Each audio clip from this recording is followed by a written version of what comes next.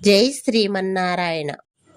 అసలు మనం స్తోత్రపారాయణం ఎందుకు చేయాలి అంటే, అత్యంత అరుదుగా లభించే మానవ జన్మను సార్థకము చేసుకొనుటకు భగవద్ధ్యానము, మననము, స్మరణము లాంటి వాటికి చిత్తశుద్ధి, ఏకాగ్రత అత్యంత ఆవశ్యకము.